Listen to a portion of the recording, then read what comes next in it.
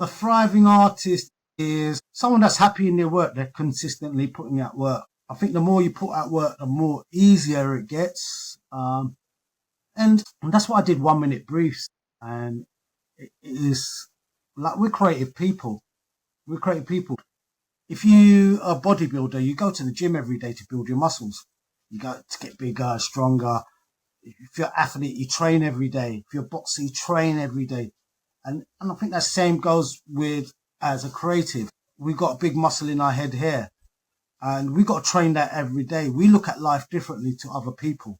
You know, like I mentioned, and we've got to train ourselves, absorb ideas, cultures, feelings, just absorb things and store it in there. So that's the most important thing. We've got to train our brain. A lot of people just come out of art school and think, oh, that's it, I'm an artist.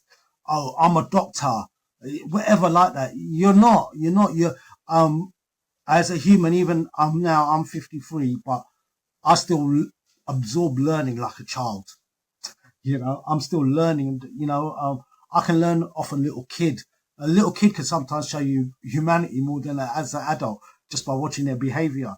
And things like that is, you're always learning, never stop learning.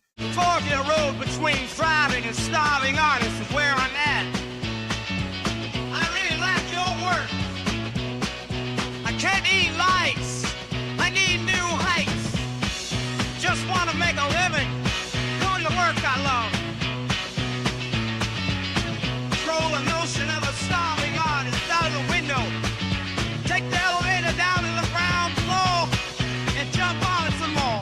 Hello and welcome to The Fork in the Road again. And today I am lucky enough to be speaking with Zed Anwar, aka Zedtrafficker, whose creativity takes him into the world of advertising and NFTs. He's also you're not afraid to be a bit of an activist and be a little bit controversial, which I really like. And welcome to the show. How are you going?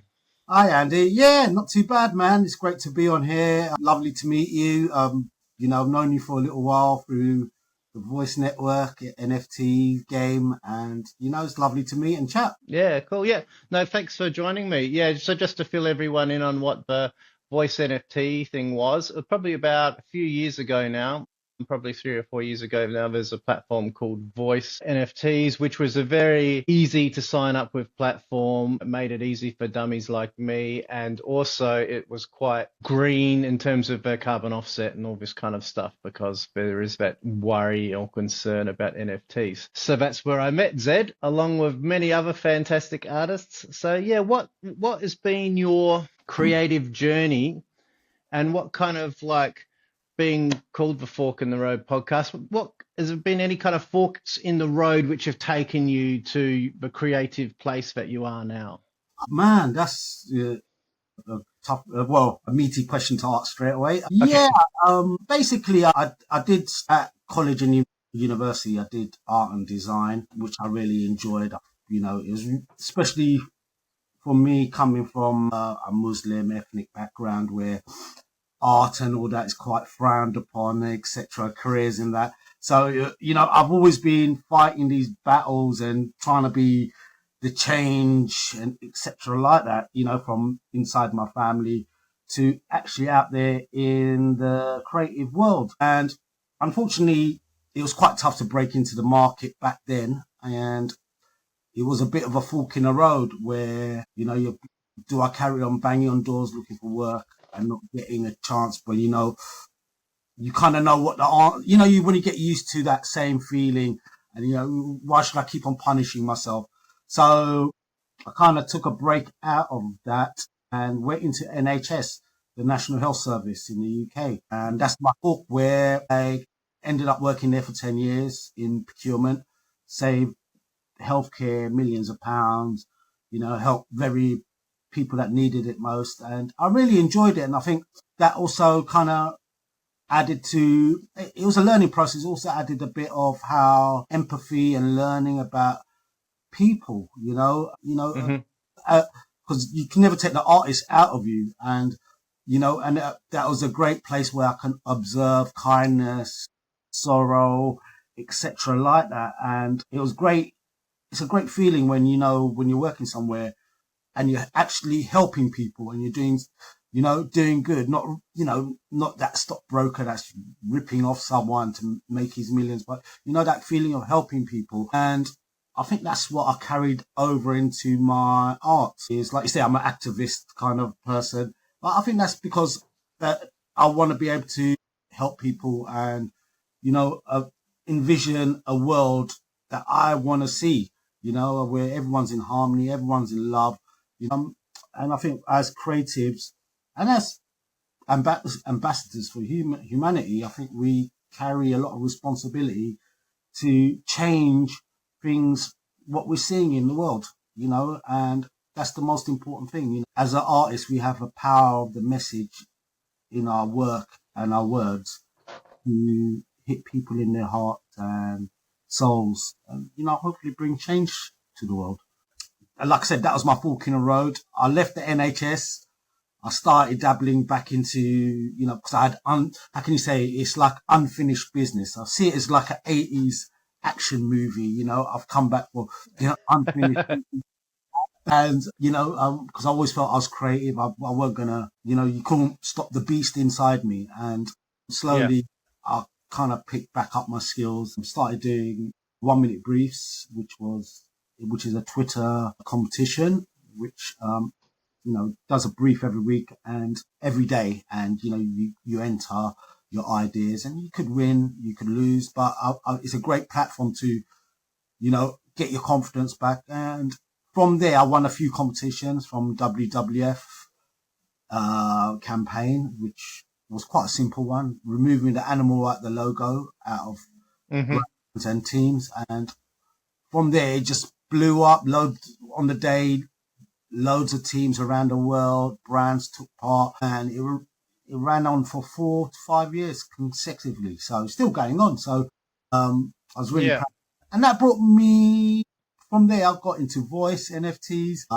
Just wanted to experiment with my art and get back in there and put in the hard work, and it's like paying off a bit, So Yeah. Do you find that time in the NHS that you try and that time out? Because I know for me, I was a similar story. I had like a massive chunk out of, like, I started off very creative, then there was a massive chunk of my life doing life stuff, and then I kind of realized that my passion is creating, in kind of any form. I have a feeling that you just can't take any people who've got that creative drive. You just can't stop them. Otherwise, because I find I'm miserable if I stop making artwork. Oh yeah, it's such like a therapeutic release. The creative side, it's like releasing energy out of your fingers into the work, etc., like that. But I think as artists, we put on journeys in life, and the thing is, if I was an artist all my life, all I'll be talking about and drawing about, creating would be me as an artist. But as an artist with other experiences, other insights in humanity, in the world, etc., like that, actually feeling those emotions and all that, you can draw on. That is a much more powerful thing to draw and bring into your art. It's, a rich person will never feel like what it's like to feel like how am I going to make my next meal for my children? A rich person will never feel understanding and feeling just to tap into.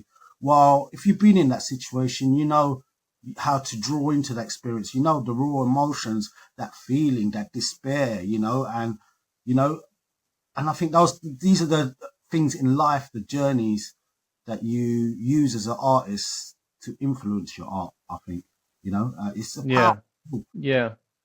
And in that journey, can you remember the time, like that first point in time where someone paid you for your creative work and all of a sudden the switch flipped and you thought, hang on, maybe this could be a career, maybe this is what I can do? Oh, you know what? That's a difficult one because because I did creative design, a bit like graphic design, etc. What you kind of get at the beginning of the career is a lot of people asking for logos and business cards, etc., like that. And, people want that for cheap. And what I always found frustrating was, when it comes to people's logos, no one's ever happy. So something that's supposed to take me a day is taking me weeks on end with, trying to make the client or the person happy. I suppose it's a learning process because you do understand. And I think that goes back to my activist work too, because that gave me insight on how much people value their logo, their brand, and they're so adamant. Oh, I want it like this. Oh, this is me. It's such a powerful thing. And as an activist, because I play around with logos, etc., like that, like my Coca-Cola stuff or Gaza, etc., like that. Mm-hmm. People value their logo and imagery so much that, so you value it so much. Well, I have the power to play with that emotions. And Yeah. so I kind of do that too. So, but then from finding, I think it was great earning money from work, but I think the most important thing as an artist, I think, is recognition, and when people are saying good things about your work and talking and sharing your work, that's, to me, is just as it's more powerful than money to me. Mm-hmm. Money is a secondary thought to me. Obviously, everyone wants to get paid and earn money, but I'm from the philosophy of, I'm one of them artists. Maybe I'm one of them artists that's only gonna make money once I'm pop my clogs. But I think when I first joined Voice too, I put few bits of work, and I earned quite a decent bit of money before the crypto crash. But that was a good feeling to earn from a new market that was opening up in the digital world, like NFTs, etc. It was a space that I was quite naive, and I suppose a lot of people were, and I think what Voice gave me was I think the community there, such yourself and everybody else, it wasn't just based on these stupid cartoon characters or whatever, there was people doing, it was a bit of everything, like if I go on OpenSea, it's just the same thing, I'll put them in a hat, let them put them in a gold chain, etc., like that. Yeah. And to me, I've always felt art was more than that. And that has a part to play in it. Everyone's art is different and but I think Voice gave a platform where it wasn't based around that style. It was for genuine artists and art collectors, and which I found was very pleasing. It felt good selling my first piece of art. But like I said, I get more joy out of people sharing my work and complimenting my work. And, if I bring a feeling into someone, that's, if I can see someone smile or look at my work and brings a smile at them or emotion, I think that's, to me, more powerful to me right now. Yeah. And so with your work, given that you've got this kind of activist edge to your work, and you've got, very, very sound morals for advertising, which sometimes may not have sound morals in advertising. How do you find collaborators and platforms that align with your morals and your goals, and how do you tackle working with them as opposed to people who have dubious business practices? That's a good question, because how can I say, all right, people that work in advertising, you got to have no backbone, really, I suppose, which is not right, because, you're selling chocolate, but you're really selling diabetes. Yeah. And, there's a big fundamental change that needs to happen in human culture and thinking right now. We've got to a point where brands and all of that are quite literally, how can I say, taking the piss. Snack bars are getting smaller. different chemicals are used instead of ingredients, etc., like that. It's like telling into a soylent green future. And the thing is, as a creative and someone that's worked in them, I don't hate brands, but I do think we have the power to make brands listen to us, because a brand is nothing without people spending their money into that brand. And if we talk with our wallets rather than our mouths, I think that, we can hold brands accountable and bring proper change in the world. As you're seeing with Coca-Cola, Starbucks, etc., KFC, since their silence during the Gaza, what's going on in Gaza, they've lost a lot of money, a lot of business, their profits are down, etc., like that. And this is where I think, as a creative, that we should be able to brands. You don't need to die on your sword. Yeah. You need to adapt. You need to be inclusive.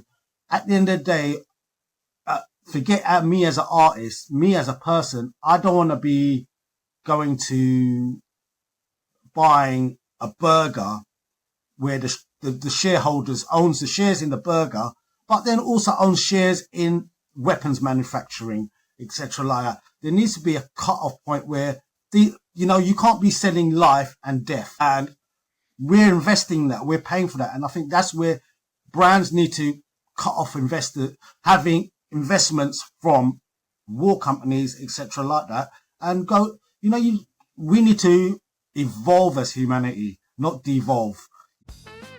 Just a quick intermission to say that the Fork in the Road podcast has a Patreon as well, where you get a whole bunch of special things. You get an extended hour-long advert-free things, like you get to ask the podcast guests questions. You get a blog where I deep dive things which, might help make you successful and me successful, because I'm learning along the way too. You can also chat with me one-on-one and talk about your art business and make it work together. Back to the interview. Do you want to take us through one of my favorite ones of yours? You did a series of Answer the Call for Nature is on the Line. I thought that was really powerful, and it's got these screens of animals in trouble, in dangerous kind of situations, with a slide bar on the phone to answer the call. And, like they're, holding the phone. I found those really powerful. Do you want to tell me a bit of a process on that and who that was for? That was a concept, I think it was for WWF, a great concept that I come up with. And it's like, how can I say, just imagine, receiving you're making that last call. You could be, help me, like, yeah, who do we call? When like there's a plane crash, or you got that last minute in to get a call in or whatever, and who do you call? And they're quite emotional, touching moments. And I think I did that with the animals there, and we're on our last call. Are we going to answer the call for nature? And it's like a nuance, a double meaning in it. It's like a call to action, and it's two things and I think that's why sometimes I'm quite subtle with having that in my work, where there's ulterior meaning into it too. So I kind of join them two together. So it's also asking, are you going to answer that call? And I suppose if that went out into real world production or just imagine people getting that and trying to answer that on their phone, and you can't answer it. It was like, not to shock, but it's to, make people realize, that we've got mobile phones, we can see, but we don't get to see what's going on around the world outside. Even though we've got access to the whole world in our hands, we're quite imprisoned in our phones. So yeah. It's like that. It's like even going back to my WWF movement, the logos from the animals. It's such a simple idea, but why it worked was it was reaching an audience that wouldn't really normally pay attention to conservation issues, i.e. football fans, etc. like that, sports fans and all that. But like going back to what I said, brands hold these logos as religiously, and like the panther in the Puma logo gives the power of energy and athleticism. Same with all the other animals in these logos, and football teams, you've got the wolf, fight like wolves, cornered wolves. Our team don't watch out the tigers. Yeah, go tigers, we like tigers. But you take the tiger away, you're not a tiger no more, are you? So so that's why I always found logos and everything like that, they carry so much energy, etc. like that. Don't know, even to an esoteric level. If you do a lot of research on logos, a lot of it's based around mythology, sun worship, etc. like that. Like the logo is actually the rings of Saturn. It's a clever way where logos are done. There's a double meaning. Logos look very simple, but there's always a double meaning in them.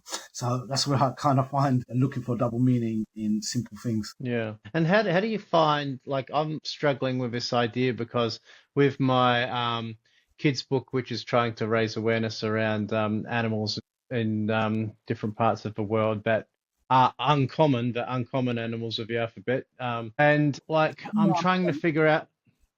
Yeah, I was doing that way back in voice, and I've got this conundrum of like, I can print the book and I can print it through Amazon. However, I don't morally agree with a lot of things about Amazon. There's all these other platforms like that will get you out there to the world, but to start off with, the person who's created the book will get a very small percentage. Like, it's ridiculous. It makes you wonder why the hell you do it in the first place. But second of all, you're funding billionaires to do, some unsavory things, and also like just employ robots instead of people.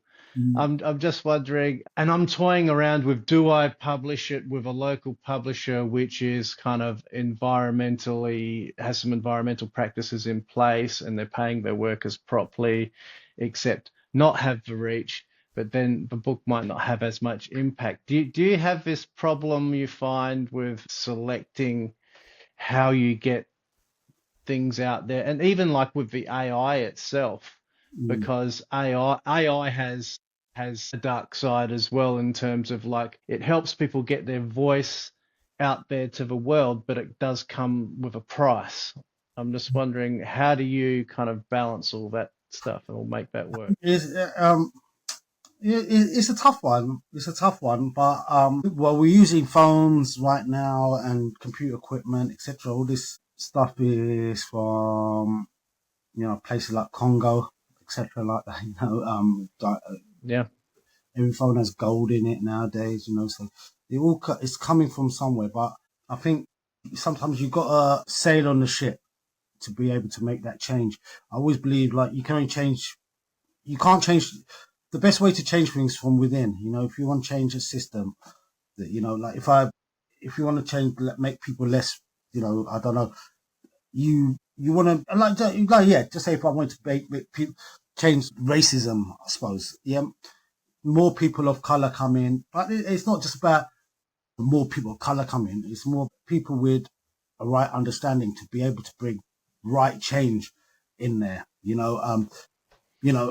People could be scared. Like, I've always been an open person, so like I love it when someone has hesitancies towards the Muslims or something like that. But then I'll sit with them, talk with them, and like show that I'm just like you. So I changing people's perspectives, and like only way you're gonna able to do that is, unfortunately, you're gonna have to maybe work with do stuff, because these are the only outlets that out there do that. But till you build your own platform, but you can use the platform, but it doesn't mean you have to endorse the platform. And I suppose even for yourself as a book, right? There's way of, there's ways of being yourself. I think that's very important. I think advice I give to a lot of young artists and a lot of young anyone creative out there, especially in social media, when you're out there putting your stuff out on social media, from X, Instagram, etc., like that, LinkedIn, whatever, you're selling yourself. You're the brand. You're the brand, and I think that's what I found myself. You become your own brand, and you go out there, you sell yourself in the end of the day. And people, I'm not working for an agency. I'm not working for a company. I'm working for myself. So people that approach me for work or anything, they know exactly what they're getting and you understand what I'm saying? So I've built my brand up in a way. It's not as great as I hope it be, but I'm working on it. I'll keep, even if I had one follower, I'd be happy, but I think we're responsible for building our own brand, and and I think in the future, especially with AI and all that, companies and people are going to come to you, commission work rather than going to big agencies, because you could go and join a machine and you become the same as everybody else, that cog. While when you're an independent artist, you can bring something different to the game, etc. And people are seeing that now and realizing that, and I think opportunities are going to open up so much for us in the creative field with the AI and everything. But the people that are going to stand out is the real storytellers, the real people that put the hard work in, and they're going on the journey. And like with your book, like, hey, who's stopping you from creating your own YouTube cartoon network with your books? You can, even though those books, they're books, but you can also turn them into like visual storytelling on, via AI. Spend some time, build a platform, and I think especially children's market, etc. like that, is a great market. It's always going to be growing because people are always having babies. That's one thing. Yeah. And people, and as a parent, I want my child to be watching. I'm not going to be one of them parents that can stick my child in front of Coco Melon, and so I can go on TikTok. I want them to have some good content they watch, and stuff like your book, etc., like that. So there's opportunities there for us to go out there, and it's like, but how do you And I think one of the key things missing from artists, and I see it all the time, is knowing how to sell yourself. And I think that's going back to where I went into the NHS and working in shops, etc. Like that. Is how do you sell? Then I know to sell Coca-Cola, everything, but how do I sell myself? We got, how do I run myself as a business? We're all great at creating work, but we need to know how to run ourselves as a business and promote ourselves, etc. like that, and that's a lot of the skills that I see a lot of us as creatives are lacking. How do I sell myself? It's like, how can I give you an example? If I'm on a pitch to a client, you can have a great idea. You can have a brilliant idea, but you've got to know how to sell that idea at that table. And that's like, you've got to have the skills of a used car salesman, as I say, so you got to have that passion of your work. You've got to have all of that. And so we got to bring the sales side of it into and we can create loads of work, NFTs and all of that. But if no one's knowing where to find them, no one's going to buy them. So we got to know how to sell ourselves. So you got to kind of differentiate your art to your sales tactic in a certain way and marry them together in a certain way. That creates a good fusion. I'm still experimenting. I'm still learning. It's a big learning process. I do think learning to sell your art is very important. Creating art is what we do. That's why a lot of sports stars and all that have, middlemen, managers, agents to do all the negotiating for us. As artists, if we've done like negotiating for ourselves, we'll come out walking with a bag of crisps and banana, as payment, So we need that somebody to go in there and go and get us. Here's 10. I've got you a deal for 10 grand, something like that, hard sell. What do you think if like you had to suggest one thing that artists could do to help them sell themselves? What do you think is the most important factor for an artist in trying to do that? The hardest, I think, is it's just hard being an artist in its own right, and I think what you got, I think you got to learn a timing system, body clock. It's like sometimes we go, oh my God, I've got to rush this out because in case somebody else comes out that I did before me, that weird nightmare you have as an artist. But I think, just chill out, relax, plan things out. Sometimes I rush things out and I think, oh man, I wish I took my time a bit. I was too excited to get out. And then I think just take your time, put a lot of love and effort in and talk to people and just put your work out there. I think the one thing, don't be scared to be nude. As an artist, when you put your work out, it's like you put your whole emotions, your everything. You have a lot of connection with work, and it can affect you mentally if you don't get it. It has a lot of emotions to it. That's it. You got to be able to balance that, and you got to understand there's always going to be downs. I've been through lots of downs in my life, so I know. So when I do get a good thing, I do appreciate it. It feels even better because I'm so used to, like having so many bad things. But I think the best advice, just don't give up. Just keep on trying, put it out there, and selling yourself. I think you got to have a whole pack. It's like you put yourself as an artist, but then your YouTube's got to link up nicely. Your TikTok, your Instagram, it's all got fusing together. It's like a carousel of your life on the internet. People got to be able to find you easily, etc. like that. And got to be coherent, kind of. Yeah, and just keep on talking about your work, put your work, try different things, but the most important thing, reach into your heart and soul, your own experiences. That's one thing you got to remember. No one will be able to steal from you. No one can take that away from you. What people want to see and hear, Yeah. No, that's cool. Nice. Well, thank you very much. It's been great to speak to you after all these years of following your work. It's been really cool to chat with you and get your perspective. Oh, no, man, it's brilliant, man. And keep up the good work to yourself. Let me know about your children's book, man. I'd love to read them too, man. Cool, no worries. Thank you. No worries, man. Take care. All the best, everyone. Thank you so much for listening to the Fork in the Road podcast or watching the Fork in the Road podcast. For those people watching on Patreon, we also have it as a video on Spotify and YouTube. If you like the idea of chatting with artists, talking about how you go from starving to thriving, how you become a successful artist, whatever that means to you, whatever a thriving artist means. If you like this kind of thing, you can support the podcast in many ways. Apart from becoming a Patreon, you can just share it with your friends, or you could leave a review on iTunes. I think iTunes do review.